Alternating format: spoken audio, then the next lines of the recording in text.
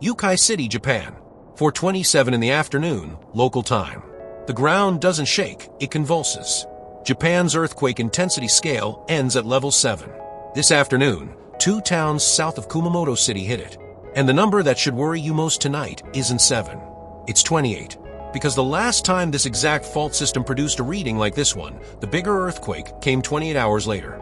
A magnitude 7.1 quake tore through Kumamoto Prefecture on the Japanese island of Kyushu earlier today, striking without meaningful warning for the communities directly above the rupture. At that distance, the alert and the shaking arrived nearly together. Within seconds, 2 towns were experiencing something only a handful of humans in history have ever had measured beneath their feet. The Japan Meteorological Agency, sitting on top of the densest seismic network on the planet, registered its maximum intensity reading, a level 7, in Uki City and in the town of Hikawa. That is not an interpretation. It is the top of the scale. There is no level 8. The instruments physically cannot report anything worse. At intensity 7, people cannot stay on their feet. Furniture doesn't slide across the room, it launches. Reinforced concrete walls can come down. Unreinforced buildings simply fail. This is the strongest nation on Earth when it comes to earthquake preparation, and the videos coming out of Kumamoto right now show buildings burning, roads split open, and people being pulled from collapsed structures. When Japan looks like this, the shaking was extraordinary. Japan has recorded a level 7 only 7 times before in the entire instrumented era. Kobe in 1995, Niigata in 2004, the Tohoku megaquake in 2011, Kumamoto twice in 2016, Hokkaido in 2018, the Noto Peninsula in 2024. Today makes 8, and 3 of those 8 readings have now come from this one prefecture. That is not coincidence. That is a fault system with a signature, and today it wrote it again. According to reporting compiled from the JMA, Japan's National Police Agency, and Kyushu Electric, at least 12 buildings have collapsed, most of them concentrated in the city of Yatsushiro. A shopping mall on the outskirts of Kumamoto has partially caved in after an explosion, with a large number of people believed trapped inside. More than 150,000 people have been evacuated. Instructions to move to shelters cover as many as 300,000 residents. 50,000 households are without power. Every JR Kyushu rail line, including the Kyushu Shinkansen bullet train, is stopped. Kumamoto Airport has closed its runway. Japan's defense minister has ordered coordinated ground, maritime, and air self-defense force operations, and the National Police Agency has opened a disaster headquarters in Tokyo. Prime Minister Sanai Takaichi stood up a national task force within the hour. Her instruction to the country was blunt. Take precautions because earthquakes of similar scale remain possible for about a week. That warning is not generic caution. It is this exact fault system's own track record written into national policy, now pointed back at the place that created it. Because a decade ago, this same corridor of ground did something almost no seismologist working today had ever seen a fault do in real time. It detonated once, waited, then detonated harder. 276 people died across that sequence. Many of them in buildings weakened by the first shock and finished off by the second, in the small hours of the morning, in their sleep. Which is why nothing about tonight in Kumamoto looks like a country reacting to an earthquake it believes is over. This is the story of a fault line that has done this before and killed hundreds when it did. Of a shopping mall where the death toll of this earthquake is most likely being decided tonight. Of a mobilization on a scale you don't stand up for a disaster you believe has passed. Of misinformation racing ahead of the data online, pointing fingers at the wrong faults and the wrong volcanoes. And of a 7-day window that will decide which version of this disaster the world eventually remembers, a violent quake followed by a normal fading sequence, or the opening act of something the last decade already taught this prefecture to fear and to name. To understand what happened this afternoon, you have to understand the number 2 towns just recorded. Because everything Japan is doing tonight, every evacuation order, every rail shutdown, every task force, is built on top of that one reading. The Shindo scale is the reason Japan handles earthquakes differently than the rest of the world does. Most countries lead with magnitude, the total energy released at the fault. Japan leads with intensity, how violently the ground actually moved where a person was standing. The distinction sounds academic. It is not. Magnitude describes the event. Intensity describes what hit you. The scale runs from 0 to 7 across 10 steps because 5 and 6 each split into a lower and an upper tier. is not estimated, is measured directly by instruments planted at hundreds of stations across the country.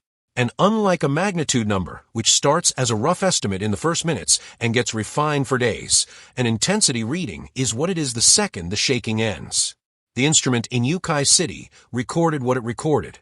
There's no revision coming. Japan built its earthquake early warning system, its building codes, and its public alerts around this scale for a reason no other country can match. Japan has enough seismic stations to know, within seconds, where the shaking was strongest and where it was survivable. That map is what triggers the mobilization. A magnitude 7.1 by itself tells the government that a large earthquake happened somewhere. A network of Shindo readings tells them exactly which towns need rescue crews before the phone lines start ringing. Now consider where the top of that scale lives. Level 7 is the ceiling. There is nothing above it because Japanese engineers concluded decades ago that anything worse than a 7 behaves the same way from a survival standpoint. Above a certain threshold, the specific number stops mattering. What matters is that unsecured objects become projectiles. That people cannot stand, cannot walk, cannot reach a doorway. That older buildings with heavy tile roofs collapse straight down. That newer concrete buildings, engineered for extreme shaking, still lose windows, cladding, interior walls. Level 7 is not very bad. Is the point past which the scale itself gives up trying to grade the differences. Only 7 Japanese communities had ever hit that reading before today. Kobe in January of 1995, when almost 6,500 people died, and a modern city discovered that its highway viaducts could snap sideways. Niigata in October of 2004, the earthquake that first showed the world what a shallow inland rupture in a rural area could do to landslide-prone terrain.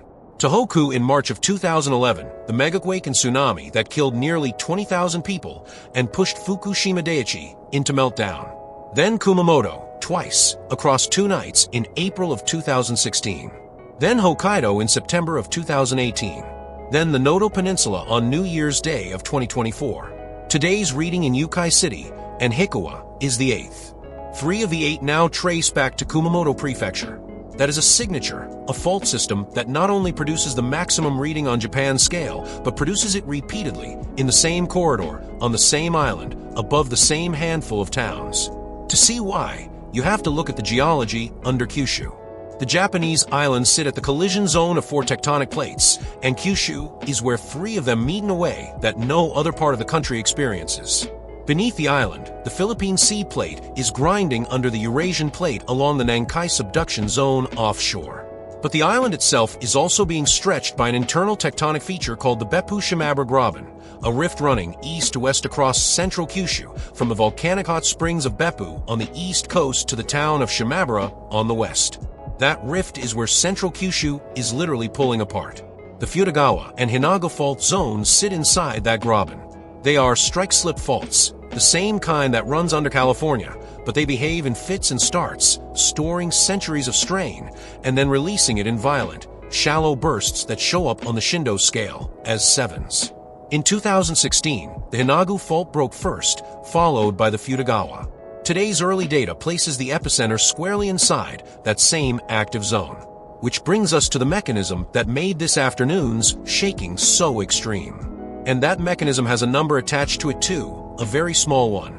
The rupture happened at a depth of roughly 10 kilometers, about 6 miles. To put that in perspective, that is shallower than the altitude at which a cruising airliner flies. The energy of a magnitude 7.1 earthquake had almost no distance to weaken before it reached homes, schools, roads, and rail lines. Because this earthquake did not strike offshore. It struck inland, directly beneath one of the more densely populated corridors of Kyushu, just south of Kumamoto City. Depth is the variable most people ignore when they hear an earthquake's magnitude. It is also the one that most often decides whether the same number destroys a city or barely rattles it. Consider what depth does to the arithmetic. A magnitude 7 earthquake 60 kilometers offshore, hundreds of kilometers deep, may barely register on the intensity scale in the nearest coastal town. A magnitude 7 earthquake 10 kilometers below a farming valley delivers its energy point blank, with no oceanic water column and no rock overburdened to absorb it on the way up. Today's event was the second kind. Shallow, inland, sitting on top of the towns that felt it. There is a small numerical wrinkle in the reporting worth explaining because it is already generating confusion online. The United States Geological Survey placed the epicenter about 5 kilometers east of Uki City and initially recorded the event at magnitude 6.8. The Japan Meteorological Agency, with the densest seismic network on the planet directly on top of the rupture, said 7.1. Both are correct as of tonight, and the numbers will converge over the coming days as more data gets processed by both agencies. Between 6.8 and 7.1 lies roughly a factor of 2 in released energy. That is a real gap. Magnitude is logarithmic. Each full unit represents 32 times more energy, and each tenth of a unit is a meaningful fraction of that. But both numbers describe the same brutal reality on the ground, because the shaking has already been measured directly. The intensity readings in Uki City and Hikawa are not estimates that get revised.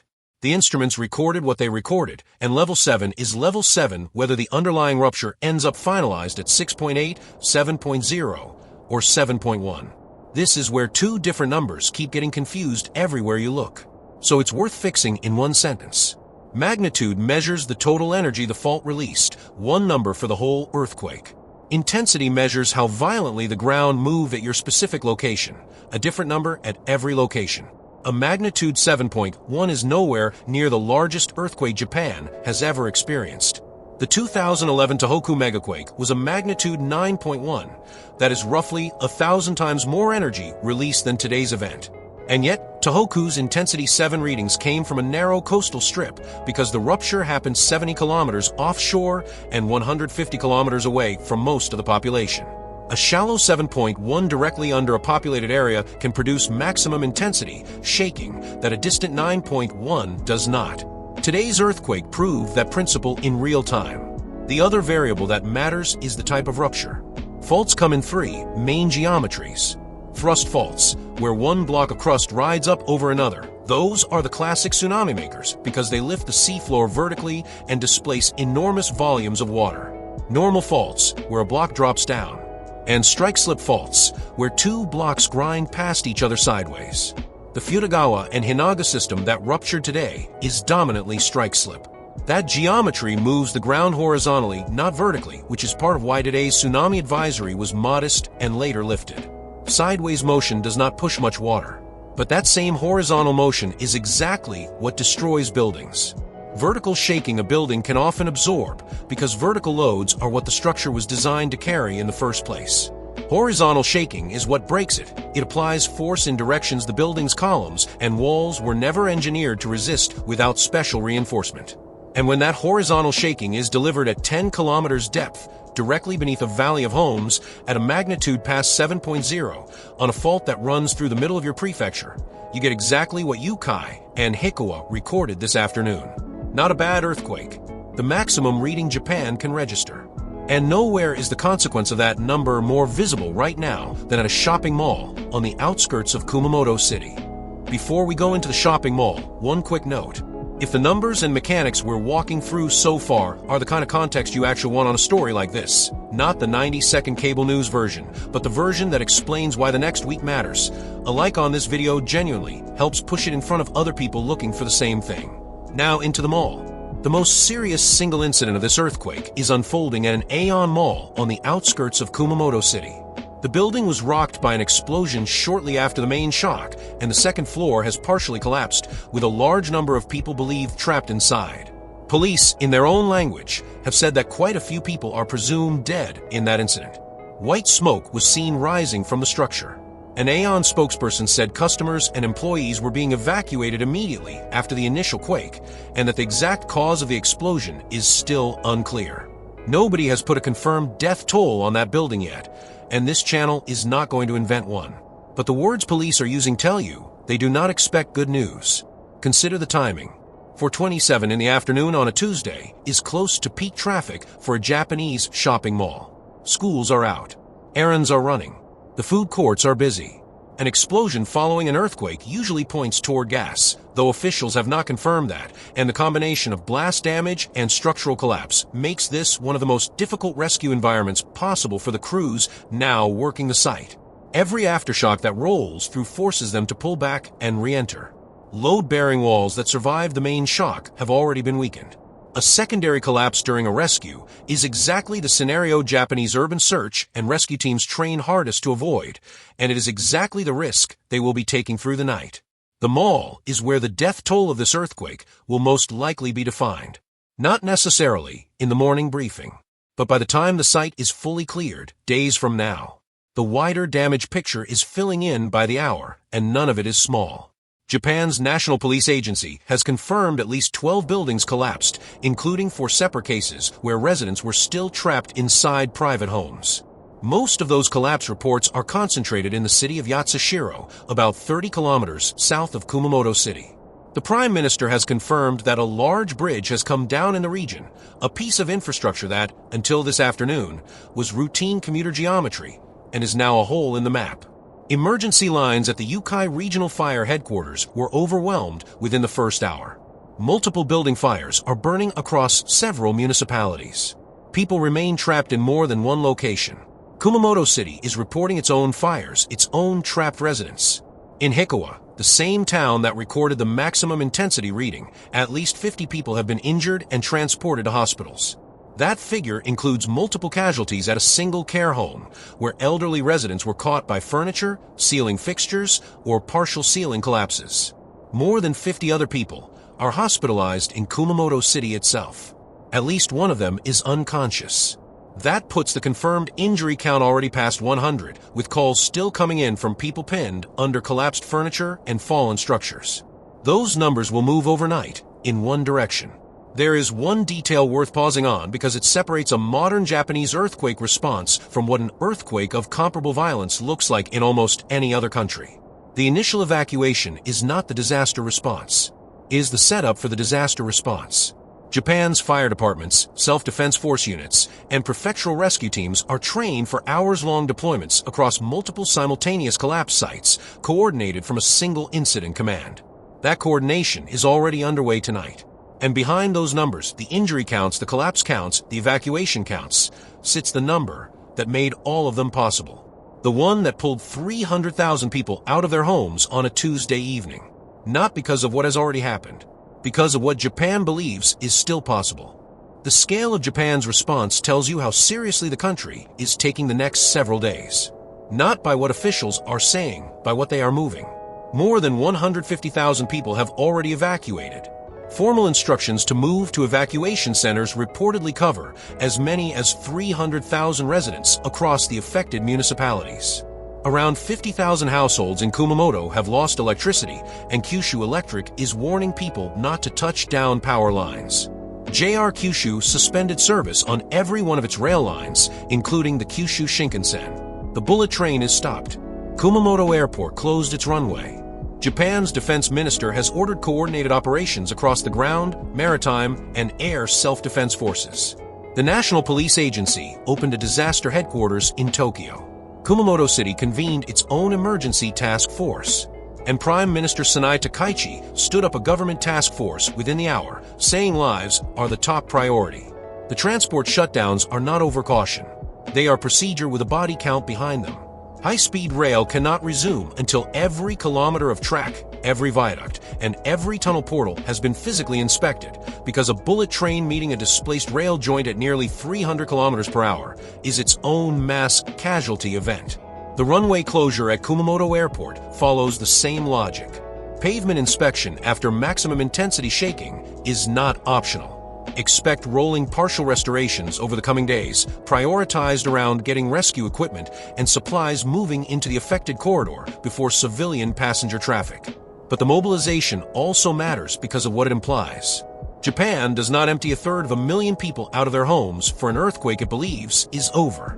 And the evacuation itself carries a hidden danger that this prefecture, of all prefectures, knows better than anywhere on Earth. In 2016, a large share of Kumamoto's eventual deaths were not people crushed in the shaking. They were disaster-related deaths that came afterward, in the weeks of evacuation, from cardiovascular stress, from medical disruption, from dehydration, from people who lost access to routine medication, from elderly residents forced to sleep in their cars for days because they were afraid to return to a damaged home, and who died of thrombosis as a result. Keeping 300,000 displaced people healthy through the next week is itself a disaster response problem, and it starts tonight. The tsunami side of this event, thankfully, is the part that resolved quickly.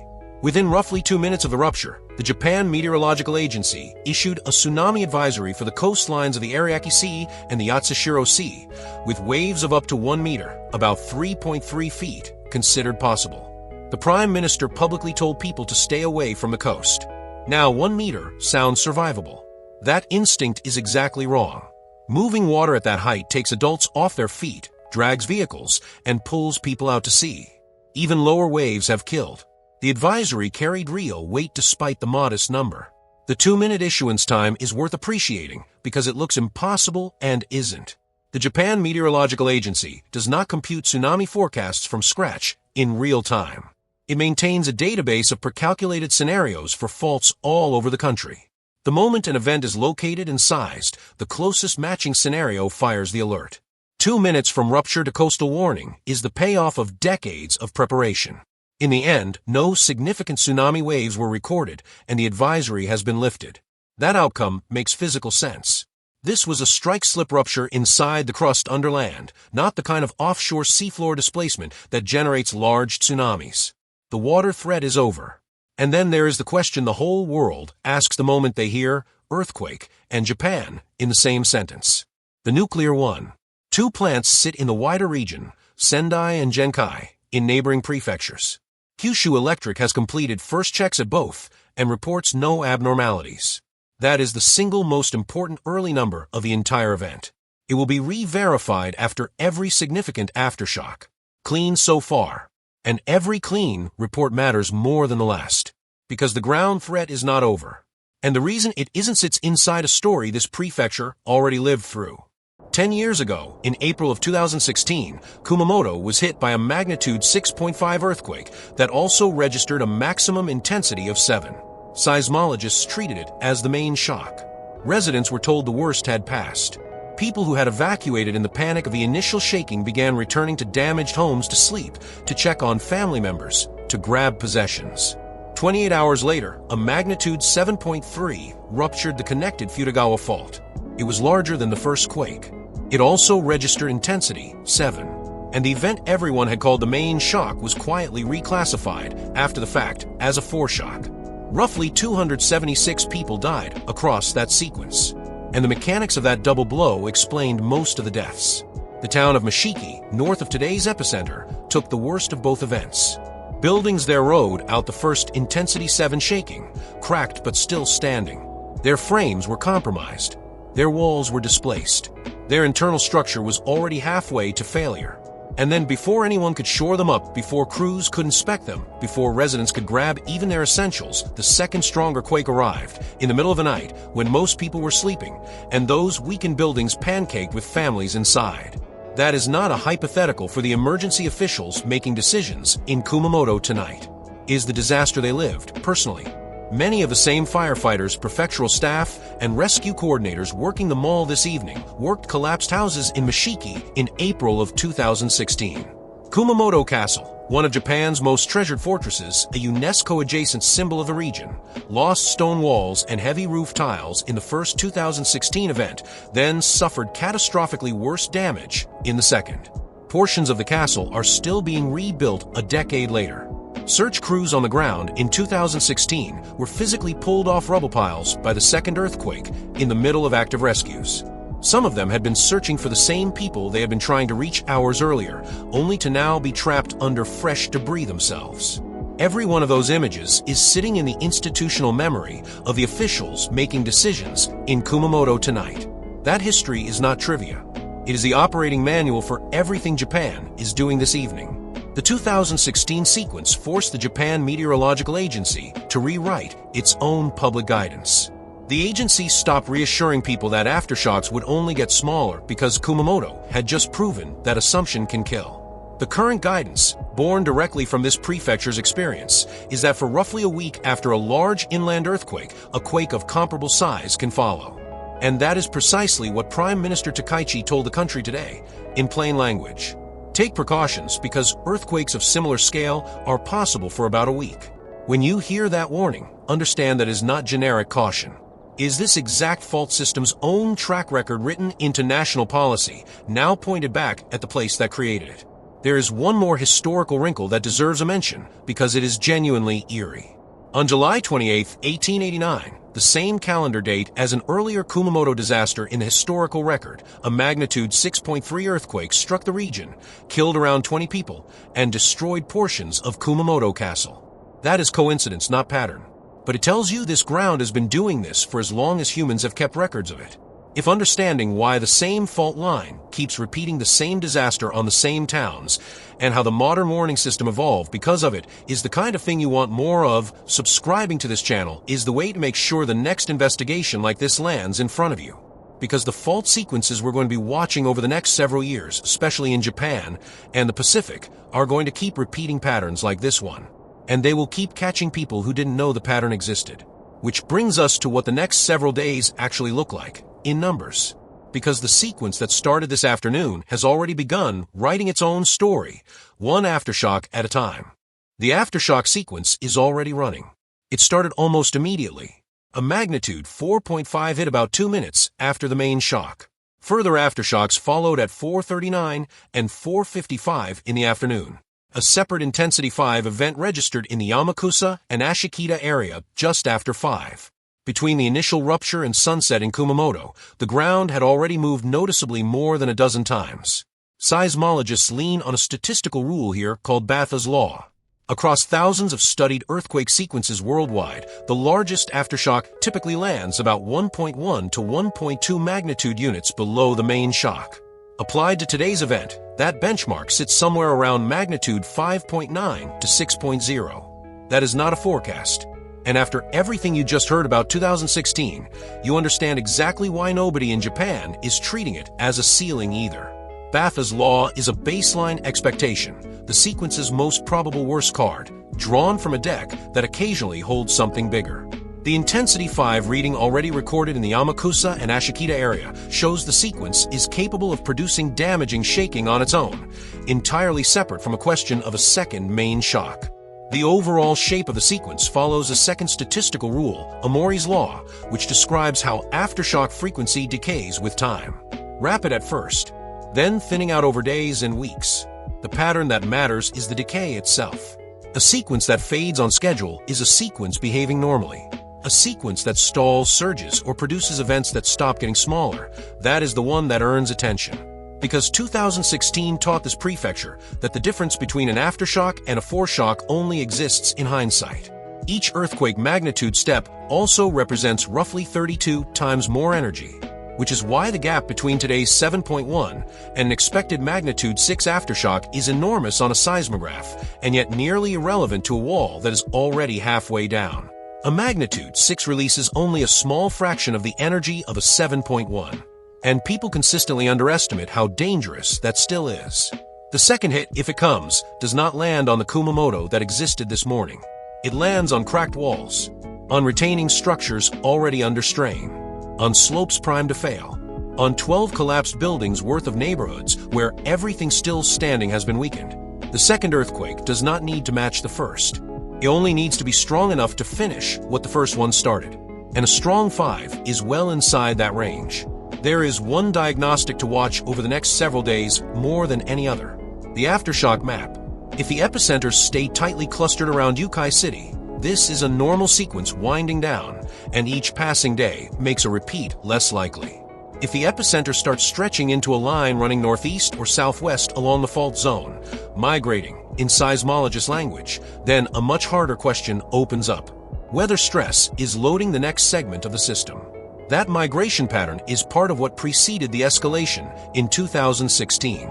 Until that map exists in filled-in form, nobody in Japan can honestly tell you the worst is over. And the honest ones are saying exactly that. Layer onto this the fact that Kumamoto now sits at the center of Japan's semiconductor build-out, and today's event acquires reach well beyond Kyushu. TSMC, the largest chipmaker on Earth, runs its Japanese fab complex in this prefecture and evacuated workers from the plant as a precaution this afternoon. Sony operates image sensor plants in the same industrial corridor. There is precedent the industry remembers. The 2016 Kumamoto earthquakes damaged Sony's local production and rippled through the global camera sensor supply chain for months. That is part of why billions of dollars of fab investment in this exact prefecture always carried an asterisk. And today that asterisk has been called in. Neither company has reported damage to operations so far. Both are still assessing. Chip fabs are extraordinarily vibration-sensitive facilities, and even a clean shutdown and restart costs real production time. If those assessments turn up damage in the coming days, you will feel this earthquake in global electronics supply chains quietly in prices and lead times months from now. But the machines can be replaced. The buildings can be replaced. What comes next is about the people. And the first thing that has to be done for them is stopping the noise. The misinformation started circulating within the first hour, and 3 claims in particular are spreading fast tonight. All 3 are wrong, and knocking them down actually sharpens what is true. The biggest one says this earthquake struck on the Nankai Trough, or in a more aggressive version circulating on social platforms that it has begun the long-feared Nankai megaquake. It did not. The Nankai Trough is an offshore subduction interface running east of here, the source region for Japan's plausible magnitude 8 and magnitude 9 scenarios, the ones scientists have been modeling for a generation, the ones that could put a wall of water into the coastlines of Wakayama, Kochi, and Shizuoka. Today's rupture happened somewhere else entirely. It happened inside the shallow continental crust of central Kyushu, on the Futagawa and Hinagu fault zones, the same inland system that broke in 2016. Tens of kilometers away from, and structurally separate from, the subduction interface out at sea. Every large earthquake redistributes stress in the surrounding crust, and seismologists will genuinely watch that. But claiming this event activated the Nankai Trough goes far beyond anything the data shows. No agency has linked the two. Some of tonight's confusion traces to early automated postings that plotted the event near the trough before reviewed locations came in. The reviewed epicenter is inland, under Kumamoto, not offshore, not Nankai. There is a reason the Nankai anxiety runs so close to the surface, and it deserves an honest sentence. In August of 2024, after a magnitude 7.1 struck offshore in the Huguenota Sea just east of Kyushu, the Japan Meteorological Agency issued its first-ever Nankai Trough Megaquake Advisory, a formal warning system Japan built specifically for that scenario, on the reasoning that a nearby rupture on the plate interface could plausibly nudge the main event forward, because that quake occurred near the edge of the actual subduction system. No such advisory has been issued tonight. That difference is diagnostic. When an event genuinely touches the Nankai system, Japan has a formal mechanism that says so loudly. Its silence on that front this evening is the clearest statement available of what today's earthquake is and is not. The second claim is visual. Video of stonework crashing down at Kumamoto Castle is circulating in social feeds as if it were shot today. The castle was devastated in the 2016 earthquakes. Its restoration is still ongoing a decade later, which means old clips and new clips are nearly impossible to tell apart for a casual viewer. Some new castle damage today is entirely plausible given the intensity readings nearby. But treat every specific clip going around tonight as reported, not confirmed, until authorities verify which footage is from which decade. And be especially cautious of clips presented without a channel logo, timestamp, or attributed source. Those are the ones most likely to be recycled. The third claim involves volcanoes. Kyushu hosts Mount Aso, whose caldera sits immediately northeast of the 2016 ruptures, along with Kirishima and Sakurajima, and all of them will be watched closely in the coming days. That watching is routine.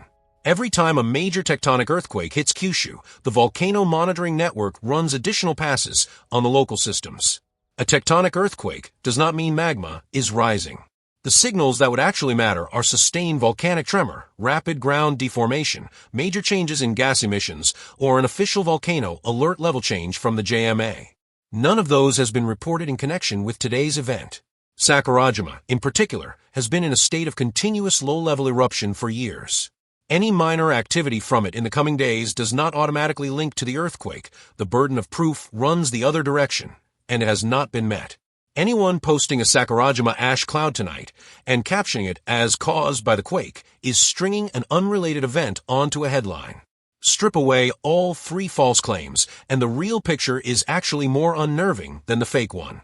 The genuine threat is not a distant trench, is not a rising volcano.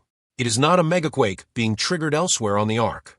Is this same fault, this same week, under these same weakened towns?